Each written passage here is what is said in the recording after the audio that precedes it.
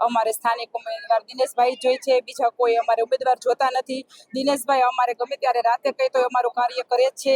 વરસાદ ચાલુ હોય તો અમે બોલાવી તો અમારે ઘર પાસે આવી અને બધું કાર્ય કરી જાય છે। એ જ અમારી માંગણી છે કે દિનેશભાઈ અમારે જોઈ છે, બીજા કોઈ અમારે જોતું નથી। અમે મતે નહીં આપી અને એને હરાવશું।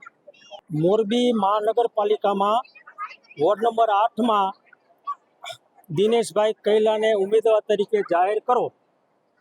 દિનેશભાઈ કૈલા અમારા રાત દિવસ મહેનત કરે છે। મોરબી નગરપાલિકાનું વિસર્જન થયું તોય પણ અમારા વોર્ડમાં કામ રાત દિવસ કરે છે અને એને ટિકિટ નહીં મળે તો ચૂંટણીનો બહિષ્કાર કરવામાં આવશે અને અમે અમારી રીતે ઉમેદવાર ઊભો કરીને અમે એને જીતાડશું। ચિત્રકૂટ સોસાયટી વોર્ડ નંબર 8ની અંદર સોસાયટીના તમામ માણસો ભેગા થયા છે। અમને અને દિનેશભાઈને બોલાવ્યા।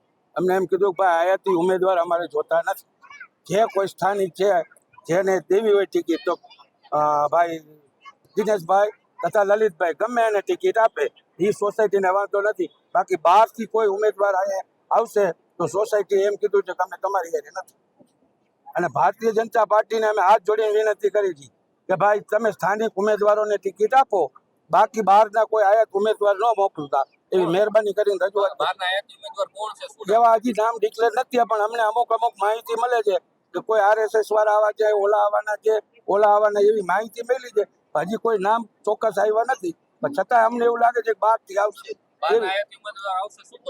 તો અમે એના વિરોધ થશે આખી સોસાયટીમાં। અમે કઈ છીએ, સોસાયટી બધી માનતી નથી, કોઈ એમ કહે છે કે ભાઈ બહારનો ઉમેદવાર નહીં। બધા પ્રકારના વિરોધ થશે। સોસાયટી એવું લાગે તો અપક્ષ પણ ઉમેદવારી કરવાની વાતો કરે છે। અમે એમ કીધું ભાઈ એક દી નિરાત રાખો, કંઈક નવું થશે તો અપક્ષ ઉમેદવારી થાય એવું અમને દેખાય। અમે ભાજપને મોવડી મંડળને રજૂઆત કરી કે ભાઈ ગમે એને 2માંથી એકને ટિકિટ આપો, સોસાયટીને કોઈને વાંધો નથી, પણ છતાંય અમે રજૂઆત બધે કરી આવ્યા છે। બધા ધારાસભ્યને કીધું છે, પાર્ટીના પ્રમુખને કીધું છે, શહેર પ્રમુખને બધાને રજૂઆત કરી છે। એ લોકો એમ કીધું કે અમે આગળ વિચારી છીએ આવી બધી વાતો કરી છે અમે, અને અમે કહીને આવતા રહ્યા છીએ। આ જ પ્રકારની તમામ અપડેટ જોવા માટે ન્યૂઝરૂમ ગુજરાતને લાઇક, શેર અને સબસ્ક્રાઇબ કરવાનું ભૂલતા નહીં।